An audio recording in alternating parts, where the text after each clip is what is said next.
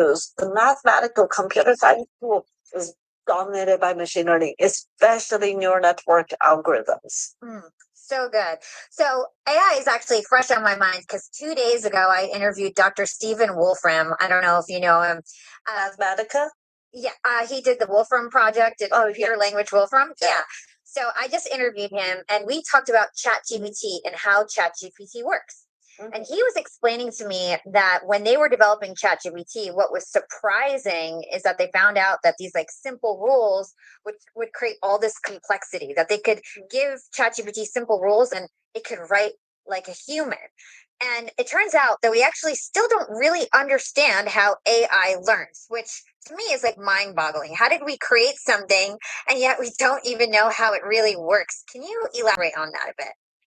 Yeah, it really, at the end of the day, there are things we understand, there are things we don't. So it's not like completely we don't. So it's neither a white box nor a black box. I would call it a gray box. And depending on your understanding of the AI technology, it's either darker gray or lighter gray. So the things we know is that it is it's neural network algorithm that is behind, say, a ChatGPT model or a large language model. Of course, you hear the names of transformer models, sequence to sequence, and all that. At the end of the day, these models take data, like document data, and it learns how the words and sometimes even subwords, right, parts of the words are connected with each other. There are patterns to see, right? If you see the word how, it tends to be followed by R, and then it tends to be followed by U. So how are you is a frequently occurring sequence. So that pattern is learned. And once you learn enough in a big, huge neural network, your ability to predict the next word when you are given a word is really, really quite amazingly high, to the point that it can converse like more or less like a human. And because in the training data it has so much knowledge, whether it's chemistry or movie reviews or geopolitical facts, it has memorized all of them, and so it can give out very, very good answers.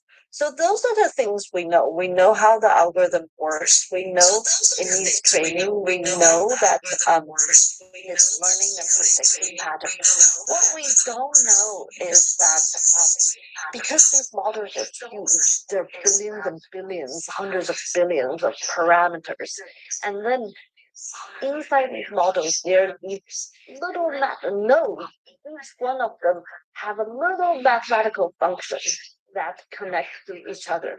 So how do we know exactly how these billions and billions of parameters learn the pattern, and where is the pattern stored, and why sometimes it hallucinates a pattern versus it gives out a correct answer? There is not yet precise mathematical explanation.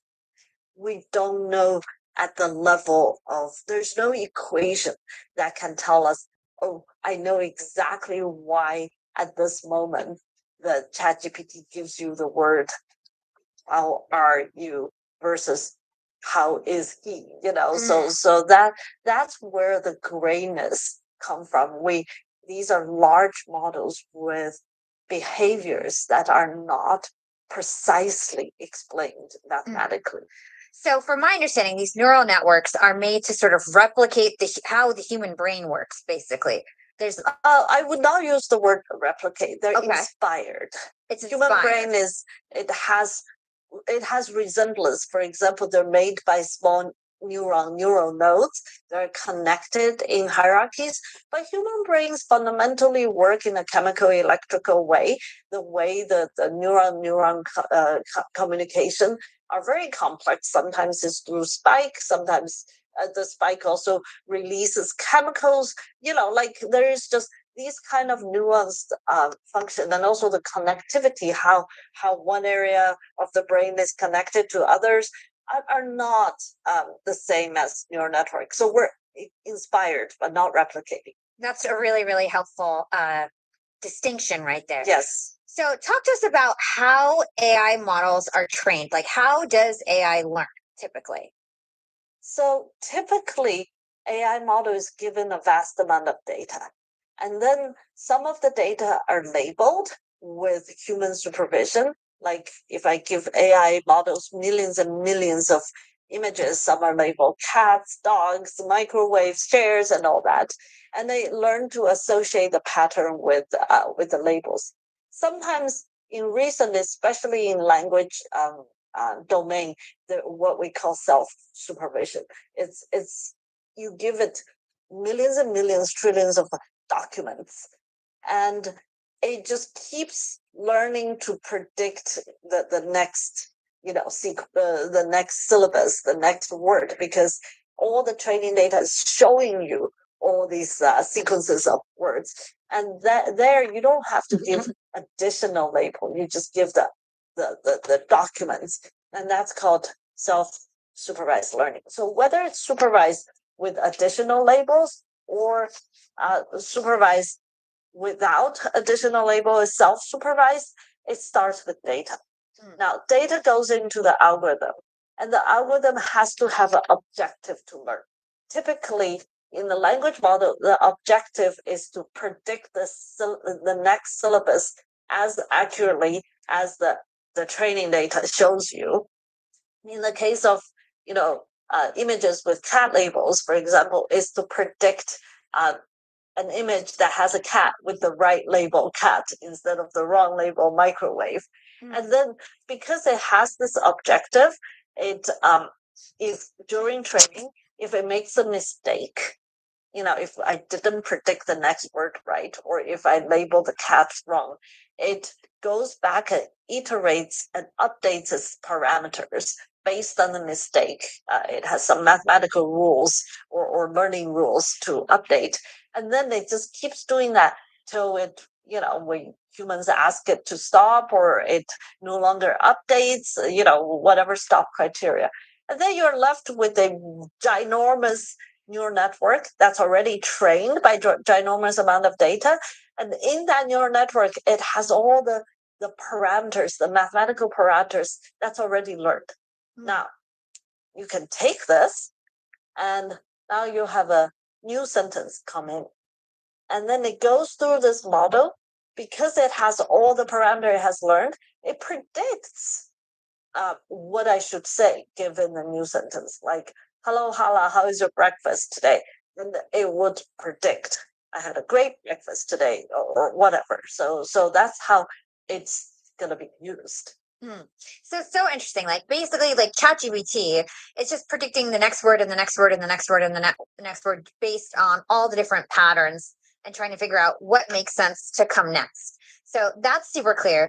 What I don't understand with something like ChatGPT is that it's so good at writing human language, but it's known to make like simple math mistakes, right? How is it possible that it's good at doing human language, but then on math, for example, it's known to make like stupid mistakes?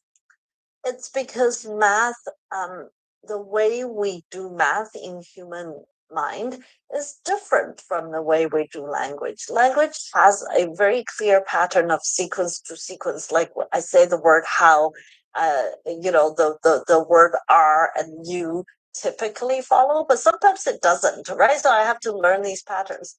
But if I say the word 1+, it's not like 5 typically follows or 2 typically follows, right? Like there's actually a deeper rule of 1+2=3. Of course, when it has seen enough of that, it should predict 3 for today's language model. And it does. This is too simple an example. But the point is that math takes a higher level of reasoning than just following statistical patterns. And large language model by and large follows statistical patterns. So some of the mathematical reasoning is lacking. Hey, young and profiters, I got a question for you. Are you still running your business on a clunky old phone system? Okay, this is crazy. This doesn't even look like what I'm supposed to be I've saying. been there, missing calls, Holy. missing deals, but not anymore. Quo, formerly OpenPhone, is the modern way to run your